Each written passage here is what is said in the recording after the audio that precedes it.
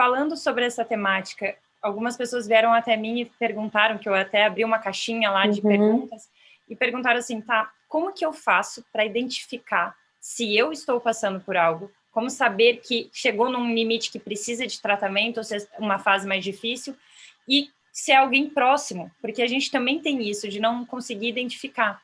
Então, tem alguns sinais, o que a gente pode fazer diante desse cenário? Tá. Ale, primeiro, eu vou retomar um pouco na questão da depressão, porque isso está um pouco conectado. O que acontece, né?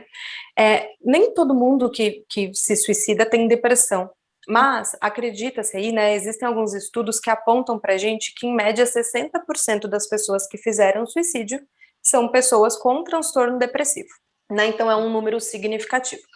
Os demais números, a gente tem o transtorno borderline, né, que tem aí também uma boa porcentagem de tentativa ou de suicídio realizado, e as questões ali, às vezes, do impulso, do desemprego, enfim, que traz isso à tona para a pessoa e ela não consegue ver uma outra saída.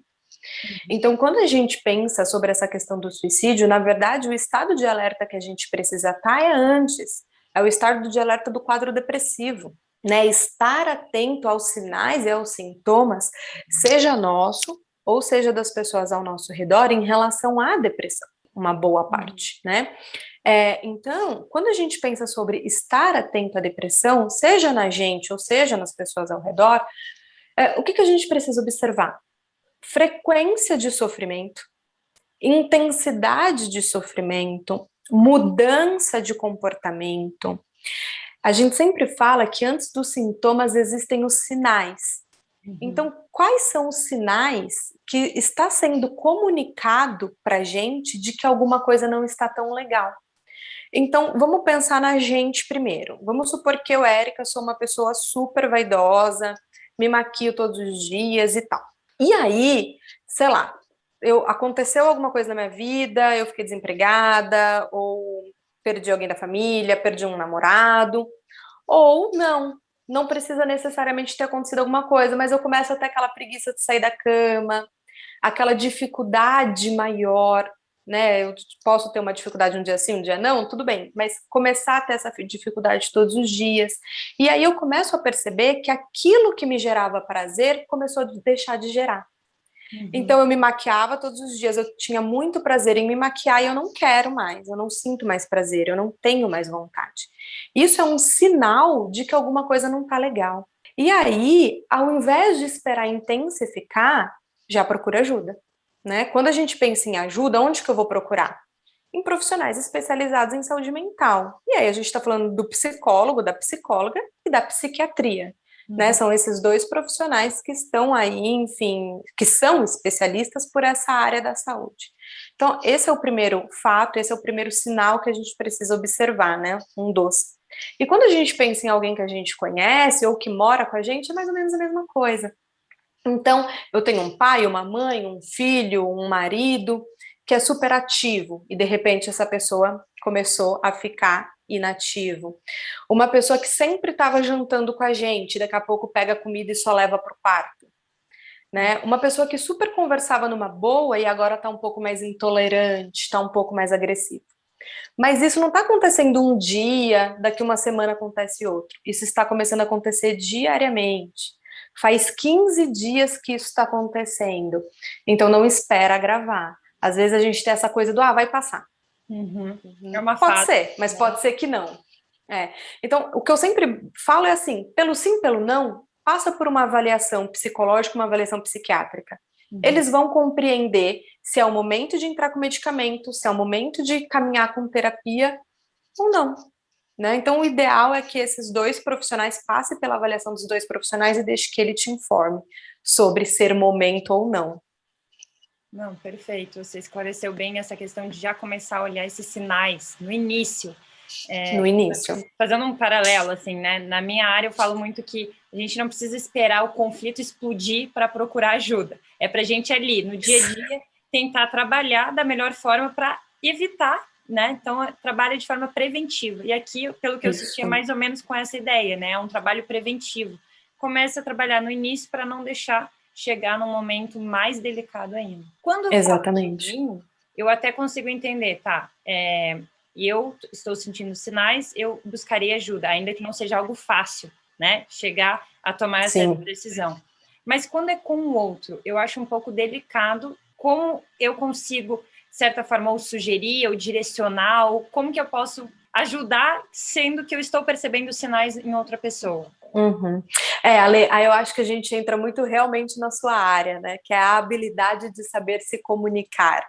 Né? Eu acho que quando a gente pensa sobre como eu ajudo o outro, eu sei que eu vou falar uma coisa aqui que às vezes a maioria das pessoas não querem ouvir, que existem momentos que a gente não consegue. E a gente precisa compreender isso. Se eu tô falando de um menor de idade, eu vou pegar e levar, né? Eu vou levar no psiquiatra, vou levar no psicólogo. Se eu tô falando de uma pessoa que já vem comunicando tentativa de suicídio, eu vou pegar e vou levar. Eu não tem como esperar a pessoa querer ou não. Eu vou levar numa emergência de um pronto-socorro, eu vou marcar a consulta no psicólogo, eu vou acompanhar, eu vou levar, se a gente estiver falando dessa questão mais severa, porque nessa questão mais severa, muitas vezes a pessoa ela já não tem mais uma organização mental para tomar as próprias atitudes e as próprias decisões. Agora, se nós estamos falando ali do perceber sinais iniciais, como que eu ajudo essa pessoa?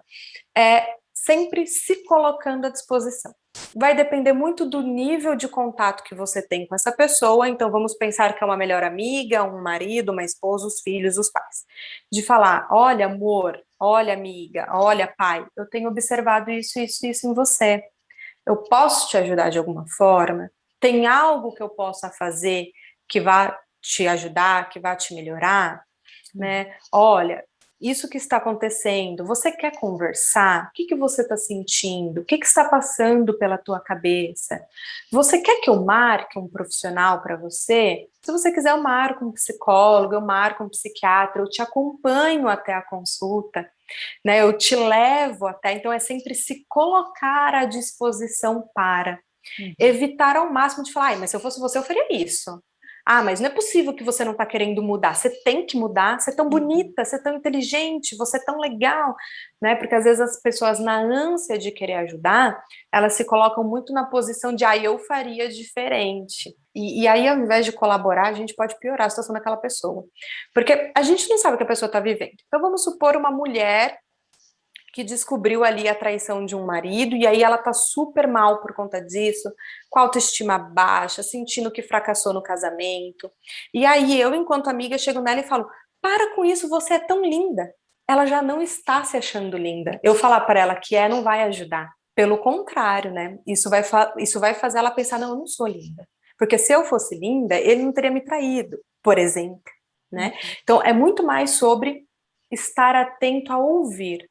É a tal da escutativa, né? Eu acho que isso está no processo de comunicação, né? Esteja atento a ouvir e se colocar à disposição. É o máximo, né? Quando a gente fala de maiores de idade e tudo mais. Enfim, esse é mais ou menos o caminho. E nunca invalidar. Isso é bobeira, já passa. Isso é frescura. E tem tanta gente em situação pior do que você e não está sofrendo assim. Eu sempre costumo falar que dor não se disputa. A dor é minha. Ela não é maior e nem menor do que a de ninguém, porque ela é minha. Né? Então, acolher essa dor, respeitar a dor dessa pessoa, por mais que talvez para você não faça sentido, tá tudo bem. Mas acolhe a dor dessa pessoa e ofereça ajuda dessa forma.